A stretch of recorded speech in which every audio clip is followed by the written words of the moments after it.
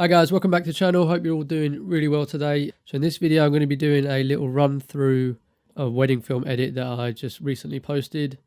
It's the wedding film of Mira and Christian, and I posted it last week. There's also a link in the description, and I recommend for you to actually watch that first before you watch this video, just so everything makes a little bit more sense.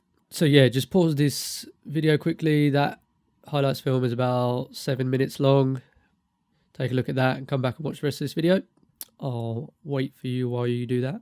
So this video is not really going to go into any major specifics on how I edit in Premiere Pro specifically. It's just more of a breakdown of my thought process on editing a wedding film in general. So it doesn't really matter what editing software you use, even if you use Final Cut or DaVinci or whatever. It still applies because it's just more about why I choose certain music or why I edit things in a certain way, why I choose certain B-roll. That's more of what this video is about, not necessarily the exact editing techniques within Premiere Pro. Also, as a side note, as you can tell, I sound horribly nasally. I sound like Janice from Friends. Yeah, I have been sick for the last few days and I've got this horrible congestion here, so maybe I shouldn't be making this video today, but I just felt like it, so apologies for that. So the first thing that I want to mention straight away is just about being organized within your edit. That just means once you bring your footage in, so that's everything that I had in, audio, cards, drone, it's all there, but it's all a bit of a mishmash. So once you start to go through your first process, which is the culling of the footage, or as I like to call it, cutting of the fat, which means I'll go through all my B-roll and I'll start to just get the in and out points for all the stuff that I believe that is usable. And by usable, I mean stuff that shots that are not crazy shaky, out of focus, or badly exposed, etc. So just all the stuff that's usable. And what I'll do actually is I'll make a little separate bin for all the sequences. So for example, I've got this groom prep sequence that I made here, and I'll run through all the clips for the groom prep and cut in and out points and drag them into here. And once I've done that, I'll actually also label that clip a different color. So I usually choose violet, just so that I know that I've been through that clip and I don't have to check through it anymore because I've been through it. Everything that's usable I've dragged here into this sequence. And all this stuff seems like it's a bit tedious and why you're having to do all these extra little steps, but it really does save you later on. For me, that's crucial when you've got so much footage like you do in weddings. There are a full day of filming with 2 shooters, sometimes 3-4 cameras. You've got a lot of stuff there. You have to stay organized, because if you're just going to have one sequence, for example, and you're just going to call it B-roll and you're going to put everything on one sequence, firstly, you're probably going to end up having 2 hours worth of footage that you need to keep scrolling through on here on your one sequence. And it's got to be really hard to find stuff, especially further down the line with the edit you get. And it's so frustrating when you're having to just constantly look around and search. The more things you can do to make your searching through footage easier. So I like to also eventually, when I get to a certain stage of the edit, for example here, this sequence here called best bits, everything's color coded. So I know exactly where to go. I then take another step sometimes where if I've dragged a clip into my actual timeline, my final timeline, which is here, final, I then put that up a couple of tracks so that I know that clip there, for example, I know that I've already brought it in, so I don't need to go back to that or use that. So it's just all these little things that I've got, these little quirky things that I like to do to make sure that I'm as quick and as efficient as possible with weddings. So once I've gone through and I've made all the sequences for the B-roll, so bride preps, groom preps, couple shots, dancing, etc., drone, everything's laid out nicely and I've got everything that's usable. The next step for me is to sync up the A-roll, which by A-roll I mean speech and ceremony. Once that's synced up, I use a pluralizer to sync that up actually. Bring that back into Premiere Pro, and I'll show you for examples. Speech is synced is here. So that's basically audio synced up with 3 or 4 different cameras for the speeches that I used. They're all here. So camera 1, camera 2 there, camera 3, camera 4. So yeah, once I've got all that down into one timeline, I'll actually start to run through that. And so the next step of the edit for me is I'm basically looking for parts of the speeches and the ceremony sound bites that will really help to give a bit of narrative, tell the story of the day, tell the story of the couple a little bit. And that's what I'm looking for throughout these sort of sound bites from the ceremony and the speeches. This was a Hindu ceremony, so during the Hindu ceremony there wasn't a lot of talking in terms of by the Maharaj or by the priest in English, so there wasn't that much to use during the ceremony, just a few little bits here and there. But there was a few speeches that were given, and I always like to put those in. So yeah, I'll just go through each person giving a speech, and I'll just cut in and out points of parts where I really think there's something great that's been said there, something emotional, something hilarious, and cut in and out. Color code it as well. Each different speaker will have a different color, and then I'll drag that into this sequence here called best bits, and they're all there. So all the speeches are there at the beginning. So the next step after that, call it step number 3, is searching for music, which is crucial for me. The music really helps to inspire the rest of the video, I feel like, and gives me like motivation to really get into the edit. If there's some really great music there, it really, really helps. Generally, for wedding films, what I'm looking for, depending on the day, the footage, the type of the couple, I'm usually looking for songs or music that builds. So building kind of music. So by what I mean by that is stuff that, I mean, you can even tell here from the timeline. Starts slow, from the waveform, not the timeline, and builds up to a moment. So here, building. Hits. So stuff that has like little hits like that. I like here again. Hits there. There again.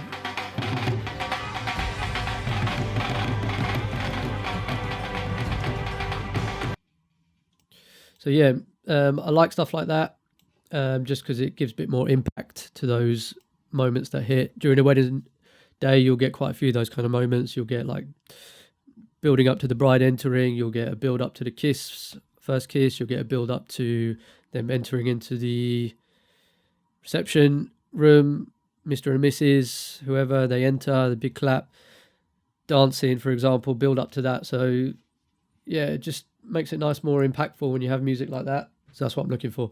And yeah, generally I found can't really go wrong with Music Bed. They've got a great selection of stuff there. Any problem with it, I find it's quite expensive when you want to buy individual stuff. They've got a membership program now as well. So Music Bed, even though it is expensive, it probably is the best site, I would say, overall. They're usually updating it quite a lot, and they usually do have quite a lot of music like this, instrumental build type stuff music, which goes great for weddings. Another website that I like is Artlist. They're a little bit harder to find for weddings, but you can find some good stuff there. Thirdly, I would say Epidemic Sound, which is not really known for wedding videographers, for example, but it's more for the creator YouTube type people. But you can find some good stuff. I find some good stuff generally for, like, say, the party moments of the wedding. In the evening, you can find some good party tracks in Epidemic Sound, and also they've got a really good sound effects library, but I'll get into sound effects a little bit later. So yeah, those are 3 that I'd probably recommend. There are a few others as well, Premium Beat, Sound Stripe. But yeah, I think both of these tracks, I've got links down in the description to the tracks that I used for this video, and they were both from Music Bed, I believe. Another thing when it comes to music is not to be afraid to manipulate the track itself. So start it when you want, cut it where you want, as long as you can smoothly go in and out and it's not too abrupt. Don't be afraid to. You don't have to use the whole song. For example, you can cut in and out. You can use 3 or 4 different tracks if you wanted to throughout the day. Just do whatever creatively feels good, because don't be restricted by the fact that a song length is what it is. Like for example here, I didn't start at the beginning. This track I just crossfaded into sort of, I don't know, maybe a part where I felt made more sense, because I knew that sort of around 30 seconds in I needed to get into the sort of the day of people getting ready, and wanted that part of the song in after about 30 seconds. So yeah, just started it when I wanted there. And here again, this part here, I slowly crossfaded that in. Slowly brought that in whilst fading the other track out. And this second track here was not starting at the beginning as well. For example, it just cut halfway or third of the way through where I wanted it to. So yeah, basically what I'm trying to say is don't be afraid to manipulate music however you want to do it, as long as it's not jarring or abrupt when music cuts in and out. So once you've got your music down, got your music laid here, both tracks here, roughly to the length of the film that you want. The next step is to, once you have your speeches here and your music, is to build a kind of narrative using the sound bites, using the speeches or the ceremony first up, to call it the A-roll if you will. So when it comes to placing these sound bites, I'm generally looking for areas of the music where it's fairly low, because it seems like a good place to be putting the sound bites, because you don't want to be having them at moments like this, for example, where the music is really hitting hard. Because firstly, it's the most interesting part of the music, so you kind of just want to hear that by itself. And secondly, you don't want to be lowering that volume, because it will sound jarring when you lower that volume, going from so high to so low, and then you're hearing someone talk. I mean, these are general principles that I go by. I mean, sometimes it can work if you need it to, but yeah, I would say there's parts of the music where it's lower, put the speeches in there.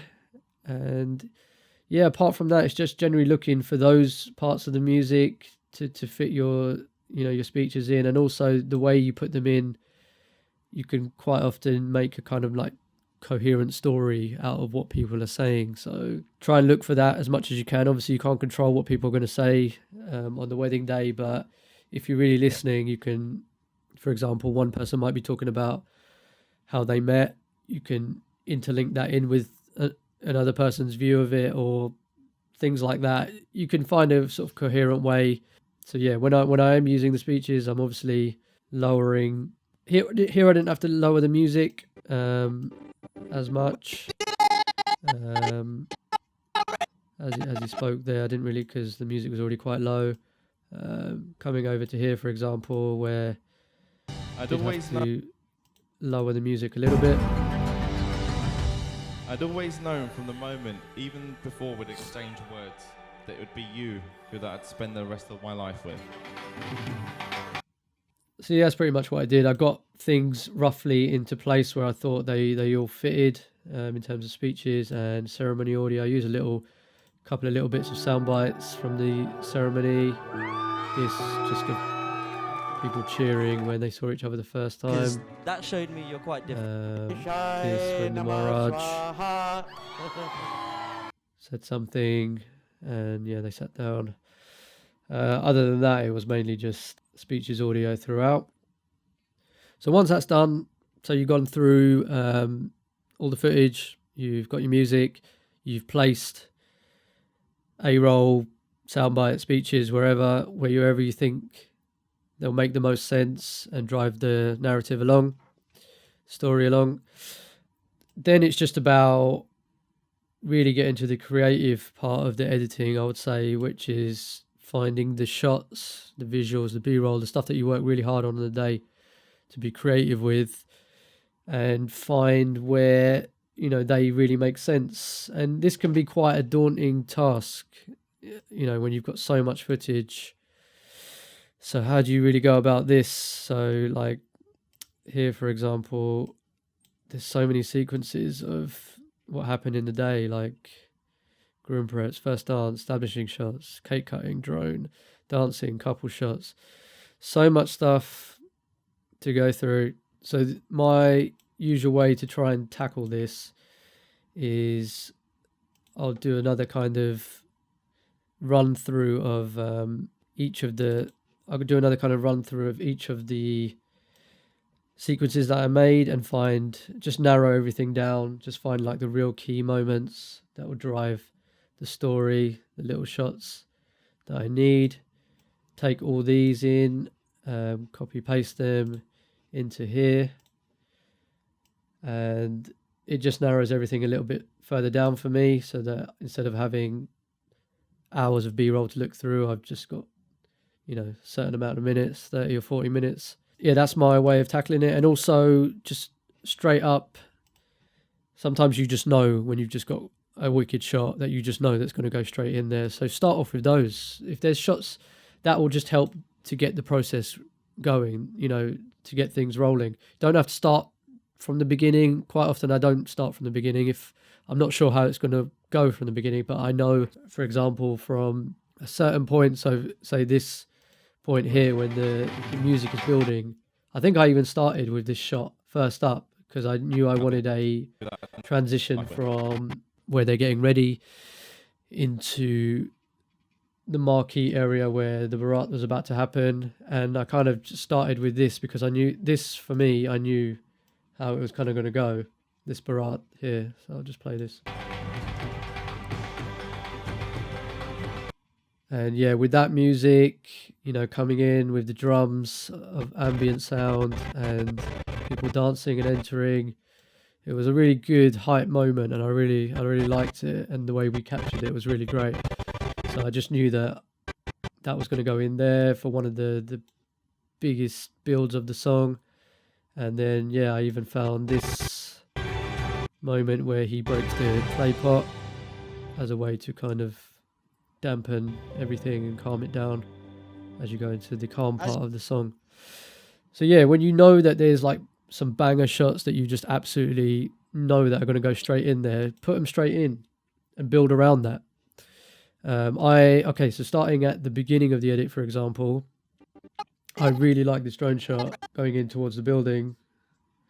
Don't know why, just really liked it. And but it went on for really long, so I just thought I could do a kind of like little flashback thing. Quite often now I've got into the habit of, for example, the first 30 or 40 seconds of the video, I like to really create something a little bit different, or make a little mini montage trailer of great shots or something like that, just to really pull the viewer in, instead of starting off with the traditional showing of the, I don't know, the lake and the river outside and the birds chirping and the start of the day.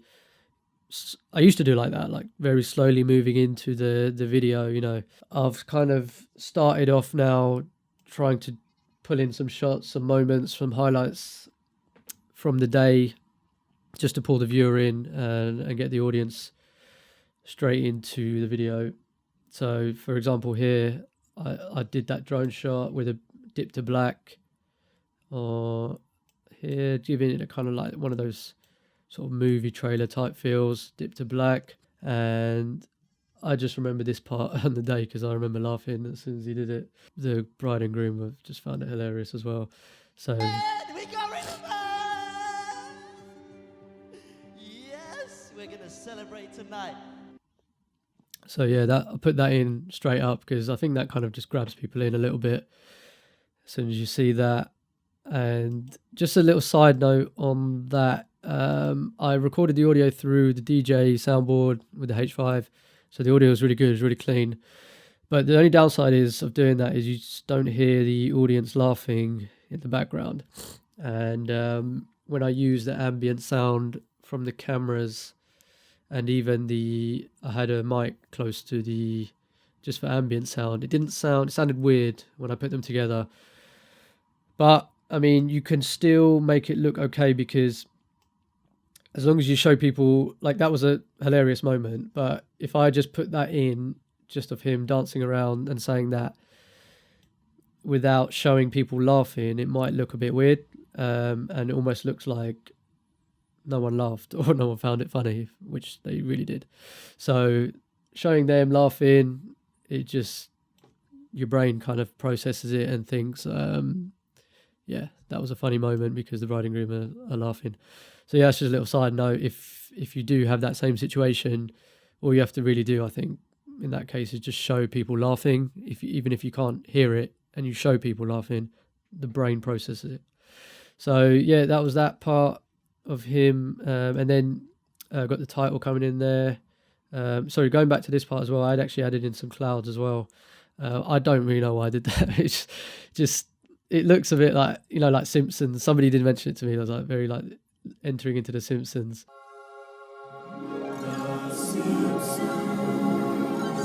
But I really I don't know, I just wanted to try it, and I liked it because there's no way, this was about 100 meters in the air. There's no way you're going to be flying through clouds at that height, but I think it kind of sells all right. And yeah, I just added those in, tracked them in as a way to start. Not sure I'll do it again, but anyway. And yeah, the same thing with the title, track that in. I use After Effects for that, so went into After Effects composition and did that, but I won't run through that in this video. Yeah, the next little soundbite, just yeah, Dad, because this was quite an emotional moment. Than everybody else in the world. And yeah, just for these beginning parts of the speeches, just to give it that flashback feel. So what I did was I actually desaturated the color to about 60%. Added in like a little bit of so that was the color before and after, and also added in a bit of a blur around the edges just to give it that kind of like dreamy flashback look. I could have gone a bit further with that, with like, I don't know, light streaks coming out of the video or something. Like I've seen that before, but I think that looked a bit too cheesy. So I just went with a little bit of a soft blur around the edges for the flashback with a desaturation, and also added some reverb, studio reverb, to the sound itself, just because I think it helps a little with the flashback. I'm not sure. Rather than it just being like really clean sounding audio, I think the reverb just adds a little bit more of a flashback feel. So yeah, I did that, and then one more with brother. He said something really nice as well about them. And then for all those bits here, it's just about finding the B-roll. So the father and the bride together as he's talking about her, like really emotionally, just makes sense obviously to put that there. And here again he talks about Mira and Christian being really, really happy together, and just moments of them looking really happy together, which I got B-roll of. So yeah, once we get to here, and he mentions that the music hits, and as it hits, just a quick speed ramp plus a scale up from 100 to like 120. This was shot in 4K, so the speed ramp plus the scale in just adds more of a dynamic movement, like boom. Same with that second clip. And then I'm just going into a little bit of a B-roll sequence of the bride and groom preps, just very quickly, 1 or 2 second clips, doesn't have to be longer than that, just to show them getting ready, really. I mean, my second shooter Andre got some really good footage of him getting ready next to this window. I really liked it, so he did a really great job there. Just all shot handheld, I think, or maybe on a monopod as well. And then yeah, here just a transition from Christian, he was walking past the car, so I just did a little masking transition into her preps, and here I just did like a little sky replacement because the sky was really rubbish behind this dress. I really like this shot, but it was like really horrible and blown out. So I just replaced that blown out sky with a little nice blue sky time lapse. I think it looks a little bit better. Look, fairly subtle. I don't think you can really notice it, but I liked it. And yeah, just going into her getting ready. Just a few shots. Don't have to go crazy with it. Bit of ambient audio here as they're laughing, the bridesmaids. Again, I did a sound effect here from Epidemic Sound because you couldn't actually hear that door opening, but kind of just makes sense to add it in there as that door opened. Again, moving the story along, him getting ready to go. Revving engine sound I got from Epidemic Sound as well as the car moves on, and then as the music kind of dramatically stops, dip to black. Felt like this was a good point to bring in a moment from the speeches. I'd always known from the moment, even before we'd exchange words, that it would be you who that I'd spend the rest of my life. Music builds up, and it's a like little transition shot from where she's getting ready over to where the barat starts, which was over here in this area here. And this was just a little speed ramp into Christian arriving in his car for the barat. Drums going off, just trying to show as much as possible. Had the drums going off in the background. I think that's really important, and I think something that people miss quite a lot is just having good ambient sounds. It just really makes sense because they're dancing to the drums. So as well as having the music, I had the music kind of faded, a little bit lower at that point so I could hear the drums, and then as the music comes in a bit more, I faded the drums down a little bit more, but just so you can hear it, gives you a bit of context to what they're dancing to. And yeah, this whole sequence I really enjoyed, especially when they brought out the smoke bombs. I didn't know that was going to happen, but it really adds really nice pop of colour to these shots. Yeah, just a bit of slow motion here, speed ramp. Them dancing as they arrive, and yeah, just a quick few shots to show these rituals that happen between the bride's parents and the groom as he enters into ceremony.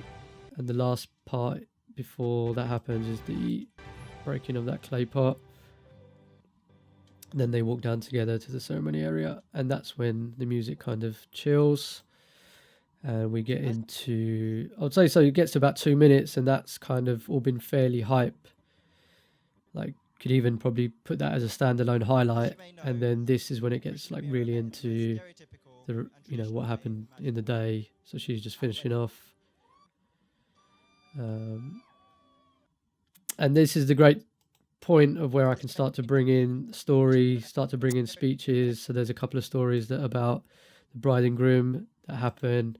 And while you edit, it's just kind of like breathing here, and you're still moving the day on in terms of visuals, or I'm still moving the day on in terms of visuals, showing what's happening, but you're also listening in the background to subconsciously to stories about the bride and groom, which are relevant in this video about them. So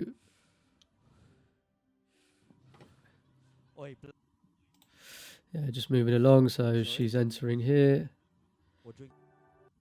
So this moment here is the moment where they first saw each other for the first time on the wedding day. So I was just cutting in between the two angles of him and her. So as the blanket comes down and they see each other for the first time, so that's a really nice moment. And then from here on for a little bit, I was just showing some of the details of the ceremony that was going on. A bit of slow motion in there with the fire, looked quite nice. Yeah, I quite like that bit because when he says, "Don't tell me it was that dodgy bloke," and then the way they kind of look at each other is a bit of a dodgy look. I thought it really went quite well. Dodgy bloke that cornered me in the reception. This cheeky bugger purposely. So yeah, they're just using some ambient sound of them clapping, and then the ceremony's finished, and she's saying an emotional goodbye to her family. So making sure I just put that in. Key people, so that's her beloved grandmother. So I first met Mira on this night too. I was at the Key bar, family, when I get a tap on the shoulder. that's her mother there, She places a shot brother. in my hand, And then yeah, they refuses to leave and then walks off. to I won't tell you how it ended. go to the car. But if I've learned anything from this, Again, just telling a different story as well she showed great in the restraint, background with the speeches, and yeah, some more rituals just before they selflessness, leave. sharing beverages. And here's just about using the relevant shots. Here I used a little sound effect of the coconut cracking because I just felt like you needed to hear that because you could see it. And actually I used a sound from Epidemic sound of bones breaking, because an actual rolling over a coconut sound is really hard to find. And even when you find it, it doesn't sound quite how you want it to sound. So this made more sense. So that's another thing I would say is, like, when it comes to sound, you can manipulate sound effects and it doesn't have to be the exact sound that you think it has to be. You don't have to run outside and grab a coconut and film Foley of running over a coconut. You can if you want, but I mean, this I think works Sharing beverages. pretty similarly. And she Just was that sweet, sound there. not taking no for an answer. These are all qualities And then yeah, just a few other shots just to finish that section. That sequence of the dolly, of them saying goodbye. And then yeah, it was just about this point here. Now that some of the speeches that were coming in were more relevant to them together as a couple. So then it was just made sense to just put B-roll here of them together, enjoying each other's company on the wedding day, looking happy together. I mean, here again, kind of placed that because he's doing like some silly stuff, trying to, you know, obviously get her to laugh. And the bridesmaid just mentions it, that he does make her laugh. So just little things like that, they probably go unnoticed or they're in your subconscious, but look out for things like that because just good practice.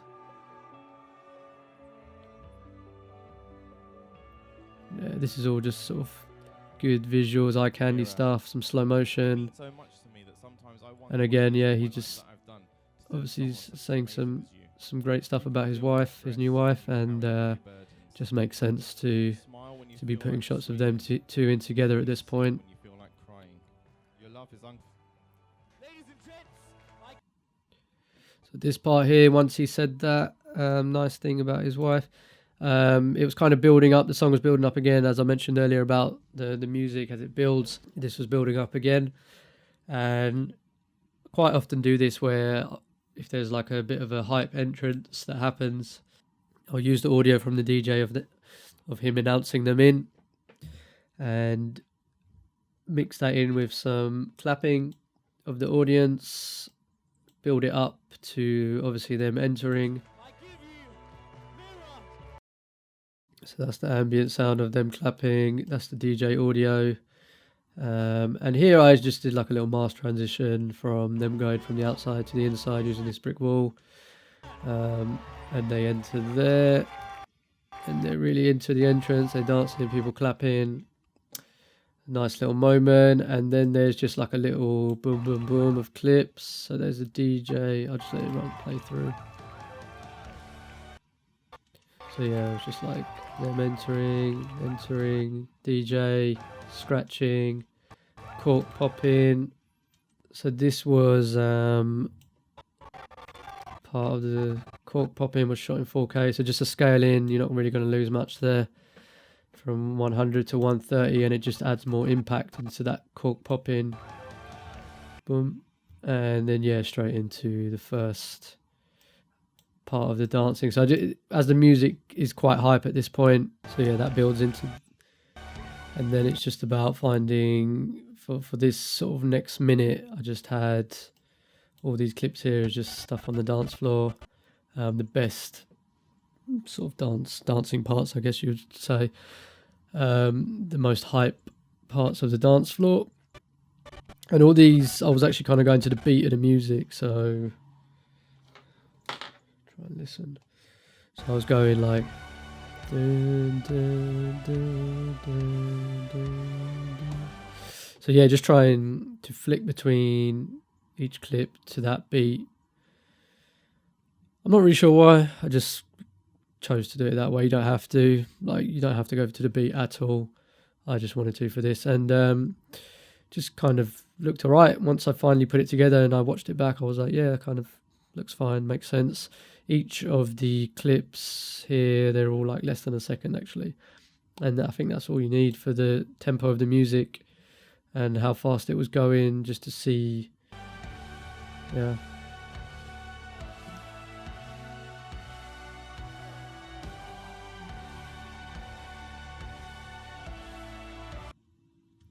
So yeah, that went on for, that was about a minute of that.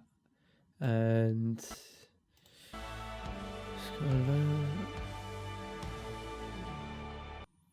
there again, similar to what I did with when he stepped on the clay pot, as the music sort of hit or crescendo, died down, whatever you want to call it, I chose a visual to kind of match that, which is of this, they did a group dance and him landing to kind of finish the dance as the music crescendoed. I think it kind of went well together.